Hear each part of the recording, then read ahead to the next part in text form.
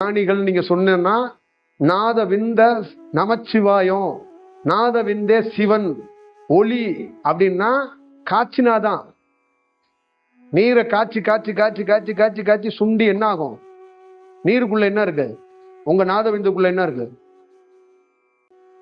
அப்ப சிவன் அப்பான்னு சொல்றோம்னா பல உயிர்களை தியானத்திலேருந்து இந்த நாத விந்துலேருந்து அப்படியே ஒளியா உருவாக்கி இருக்கிறாரு அப்படிங்கறதான் நம்மளுடைய பண்டைய காலத்திலிருந்து நுட்பமாக சொல்லக்கூடிய புரியுதுங்களா? அப்ப அவன் என்ன பண்றான், அந்த உயிரை மனைவி கிட்ட அனுப்பாம தான் உயிரை தானே வச்சுக்கிட்டு அது காற்று வழியா, இப்ப நீங்க விந்து இருக்குல்ல, இப்ப கணவன் மனைவியா இணைகிறீங்கன்னு இந்த நீர் வெளியேறிடும். அடுத்த 10வது நிமிஷத்துல திருப்பி அதே இடத்துல நீர் ஊறிடும். அப்ப அதே இடத்துல அதே மாதிரி விந்தணுக்கள் வந்துடும்.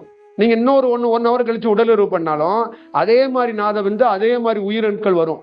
அப்போ உங்களுடைய தலைப்பகுதியிலையோ உங்களுடைய மூக்கு பகுதியிலையோ உங்க சுவாசத்துல நாத விந்து ஊறுறதுக்கான வாய்ப்புகளை இறைவன் இயற்கையா உருவாக்கி வச்சிருக்கிறான். அப்ப நீ என்ன பண்றன்னா ஒவ்வொரு முறையும் கிணத்தை இறைக்கிற மாதிரி 40 ஆண்டுகளா 50 ஆண்டுகளா இறைச்சி ஊத்திக்கிட்டே கிடக்குற. என்ன பண்ற? இறைச்சி ஊத்திட்டு சிவசிவான்னு கடைசியில தண்ணியை தூக்கி ஊத்திட்டு எல்லாம் சமர்ப்பணம்ட்டு வந்துடுற. இறைவனுக்கு சமர்ப்பணம், குளிச்சுட்டா எல்லாம் சரியா பெறும், தீட்டு இல்லை அப்படின்னு ஓடி பெரிய பட்டையை போட்டுட்டு நமச்சிவாயத்தை பார்க்க வந்துடுற. அவன் என்ன சொல்றான், நமச்சிவாயத்தை வெளியில பார்க்காத, நமச்சிவாயத்தை உள்ள இருக்கு, நமச்சிவாயத்தை தான் வெளியில இறைச்சி ஊத்திட்டு வந்த. புரியுதா?